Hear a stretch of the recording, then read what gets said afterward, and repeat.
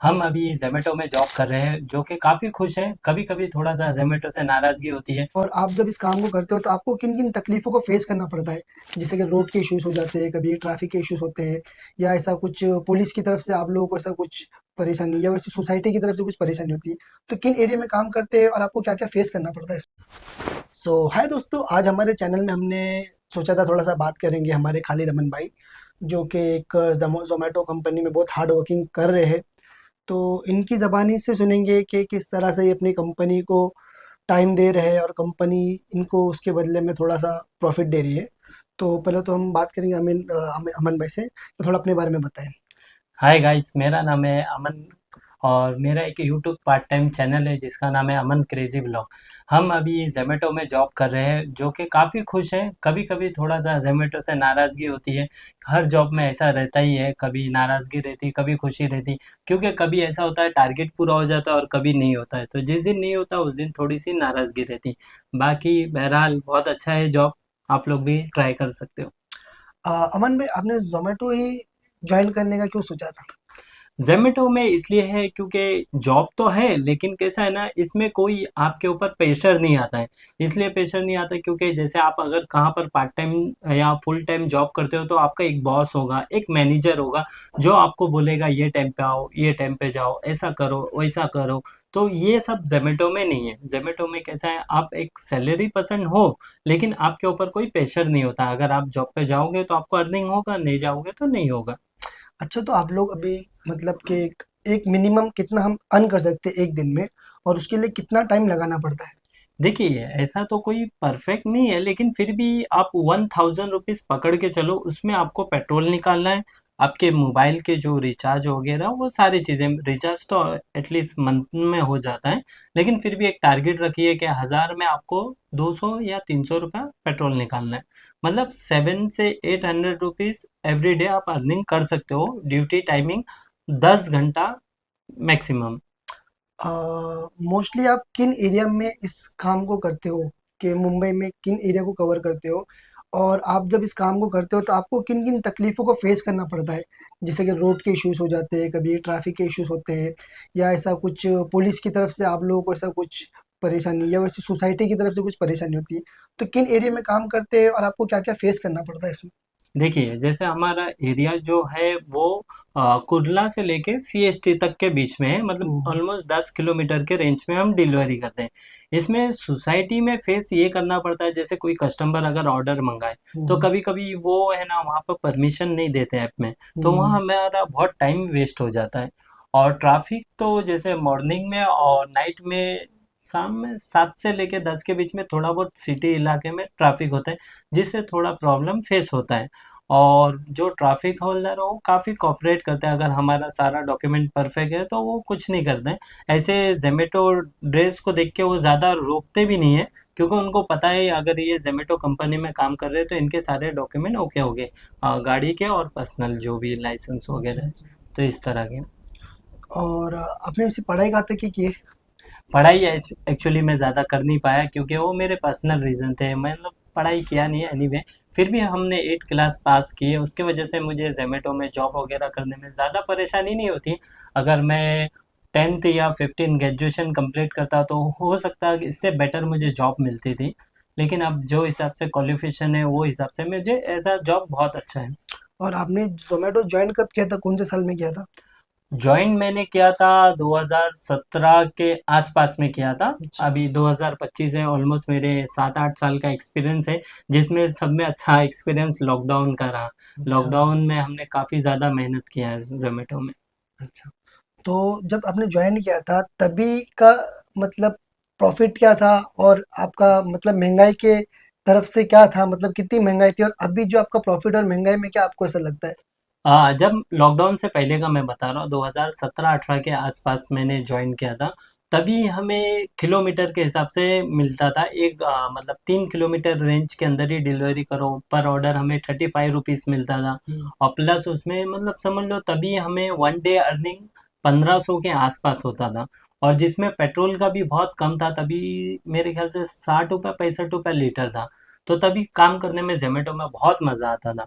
और वही चीज़ अभी ले लो, अभी पेट्रोल ऑलमोस्ट 110, 118-19 इस तरह ही चल रहा है। और अभी अर्निंग आपको 1000 रुपये करने के लिए 10 घंटा लग जाता। और तभी ऐसा नहीं था, तभी ऐसा था कि 1500 रुपये आराम से हो रहे थे। तो इसलिए मैं जोमेटो भी ज्वाइन किया था, क्योंकि तभी अर्निंग अच्छी हो रही थी। अब कर लिया ज्वाइन, फिर क्या है, एक आदत सी हो गई, क्योंकि अभी आपको कोई रोक टोक वाला नहीं है। आप जब चाहो जब आ सकते हो, जा सकते हो। इस तरह का मतलब पहले बेटर था। कोई भी कंपनी डिलीवरी में पहले बहुत अच्छा अर्निंग देती है एज अ राइडर को, फिर बाद में उसको कटौती करते रहती है, तो राइडर के पास बाद में ऑप्शन नहीं होता है। देखा जाए तो आप लोगों का काम जो है वो रोड पर ज़्यादा टाइम गाड़ी चलाने का होता है। तो हमने बाज़ अपने टीम हमारी टीम ने जो है कुछ बॉय से पूछे भी थे कि उनको गाड़ी चलाने के टाइम क्या इश्यूज़ हेल्थ को क्या फ़र्क पड़ता है? मतलब क्या मतलब हेल्थ को क्या प्रॉब्लम पड़ती है? हेल्थ को काफ़ी ज़्यादा प्रॉब्लम होती है एज अ बाइक राइडर। आपको बैक पेनिंग होगा, क्योंकि आप 8 घंटा 10 घंटा बाइक चला रहे हो। मुंबई के अंदर थोड़े बहुत बरसात के करीब करीब में खड्डे ज़्यादा हो जाते हैं। खड्डे में आपकी गाड़ियाँ गिरते रहती है, कितना भी अच्छा शौकअप हो लेकिन तुमको नुकसान होगा। 8 घंटा आप बाइक चलाओगे तो आपको बैक पेनिंग होगा, रीढ़ की हड्डी में प्रॉब्लम होगी। सब में बड़ी बात तो आपको जान का खतरा एवरी टाइम बना हुआ रहता है, क्योंकि आप 8 घंटा ऑन रोड रहते हो। आपने किसी को ठोका या एक्सीडेंट हुआ या किसी ने आपको किया, लेकिन नुकसान आप ही का ही है। इसमें कंपनी इंश्योरेंस देती है, जैसे गाड़ी में भी इंश्योरेंस होता है, हुँ, और जोमेटो कंपनी भी इंश्योरेंस देती है। लेकिन जान चली गई तो इंश्योरेंस का क्या करना। तो एक अमाउंट कितना क्लेम होता है कि इंश्योरेंस मतलब अगर एक्सीडेंट होता है कुछ, तो देखिए अभी इस तरह तो ऐसा पहला कभी हुआ कि इंसिडेंट के किन्हीं को अभी तक किसी का एक्सीडेंट हुआ और आपने देखा हो कि उनको क्लेम हुआ है कुछ? क्लेम होते हुए नहीं देखा, लेकिन जोमेटो में एक दो राइडर हैं जिनका एक्सीडेंट हुआ था। उनके बारे में हमने जानने की कोशिश की थी कि उनको कुछ क्लेम मिला या नहीं मिला जोमेटो कंपनी में, या और भी जैसे कि इंश्योरेंस होते हैं। लेकिन उतनी डिटेल्स मिले नहीं, क्योंकि हमारे वो नियर बाई नहीं थे, मुंबई में नहीं थे, तो उस हिसाब से हमें ज़्यादा जानकारी नहीं मिली। और अभी थोड़ा-सा आपके पर्सनल लाइफ़ के बारे में हम जानना चाहेंगे कि आपकी शादी हो गई? जी हाँ, मेरी शादी हो गई, मैं मैरिड हूँ। अच्छा, माशाल्लाह मुझे 3 बच्चे हैं। अच्छा तो तीनों बच्चे पढ़ाई कर रहे हैं? अल्हम्दुलिल्लाह।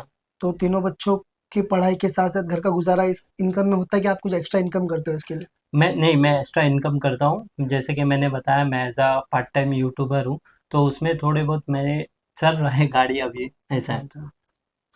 तो अभी आप एक हमारे व्यूअर को क्या मतलब मैसेज देना चाहोगे कि अगर एजुकेशन अगर हम अगर टाइम पे हासिल कर लेते हैं, तो लाइफ आगे कितनी आसान हो सकती है? और अगर एजुकेशन हम टाइम पे हासिल नहीं करते तो हमारी लाइफ आगे कितनी मुश्किल हो सकती है? इसका एजुकेशन का कोई इसमें इन्वॉल्वमेंट है क्या? बहुत है एजुकेशन में, लाइफ में इन्वॉल्वमेंट बहुत है। एक सिंपल से मैंने आपको एग्जांपल देता हूँ, जैसे कि एक पेड़ होता है, एक हुँ, हरा भरा पेड़ और एक सूखा पेड़, दोनों में क्या डिस्टेंस है। हरा भरा पेड़ आपको छाँव देगा, आपको ऑक्सीजन देगा, आपको फल फ्रूट देगा, ये सारी चीज़ें देगा। एजुकेशन यही है। आप अगर आपके पास एजुकेशन है, आप ग्रेजुएट हो, तो आपको ये सारी चीज़ें मिलेगी। अगर आप नहीं हो तो आप उस सूखे पेड़ के तरह हो, सिर्फ आप जलाने के काम आओगे, और उसमें भी धुआं निकलेगा, लोगों के आंखें जलेगी। तो आपका एजुकेशन होना बहुत ज़रूरी है। तो ये जो वक्त आपका पढ़ाई का है, मेरा ऐसा मानना है कि आप पढ़ाई कर लो।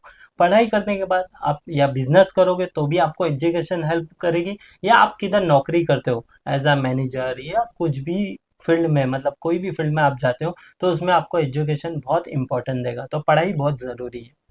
और जैसे आपने बताया पार्ट टाइम कुछ करते हो यूट्यूब में, तो यूट्यूब में पार्ट टाइम आप क्या चीज़ करते हो? यूट्यूब में पार्ट टाइम मैं ब्लॉगिंग करता हूँ, जैसे किस कुछ चीज़ का व्लॉगिंग? कुछ भी, मतलब घूमने का, टूर का, इस तरह मेरे चैनल में आप देख सकोगे, अमन क्रेजी ब्लॉग करके। उसमें मैं सारे ब्लॉग्स डालता हूँ पार्ट टाइम में। अभी लास्ट टाइम हमने एक जोमेटो का उसमें 30 डे में 40,000 रुपीज़ चैलेंज अर्निंग लिया ओहो! था। कमाए आपने। 40,000 रुपीज़ हो गया, आप मेरे वीडियोस जाके देख सकते हो। उसमें 40,000 रुपीज़ एंड 500 कुछ पैसे हुए थे, जिसमें से हमारा पेट्रोल निकला पूरे 10,000 रुपये, क्योंकि हमने पर डे का 300 रुपीज़ का पेट्रोल का टारगेट लिया था। तो 1 मंथ में हमने 10,000 का सिर्फ पेट्रोल निकाला, बचा हमारे पास 30,000 रुपये।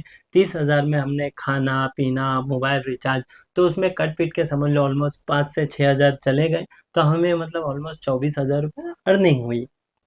तो ये थी आपकी स्टोरी। जी हाँ, ये तो मेरी स्टोरी। हमने एक छोटा-सा हमारे चैनल पे एक ज़ोमैटो बॉय जो है अपने हार्ड वर्किंग के साथ किस तरह से रेगुलर लाइफ़ को गुज़ारते हैं, तो हमने अपनी स्टोरी उनकी स्टोरी को रखा है और ऐसे ही हम कुछ ना कुछ स्टोरी लाएँगे आपके सामने कि किस तरह से लोग आज भी ग्राउंड लेवल पे इतने हार्ड वर्किंग कर रहे हैं, जब जाके हम जैसे लोगों की लाइफ आसान हो रही है। तो उम्मीद है कि आपको ये छोटा सा वीडियो पसंद आया होगा, और ऐसे भी बने रहिए, हम ऐसे भी नवे नवे वीडियो आपके सामने लाते रहेंगे। Thank you. Thank you. कुछ बोलना चाहोगे? इस वीडियो को ज़्यादा से ज़्यादा शेयर कीजिए अपने फ्रेंड्स और फैमिली में जिनको इस तरह का नॉलेज मिले। लाइक कीजिए, शेयर कीजिए और सब्सक्राइब कीजिए। ए रहमान मुंबई से। ए रहमान मुंबई से हो। Thank you for watching guys. मिलते हैं नेक्स्ट वीडियो में।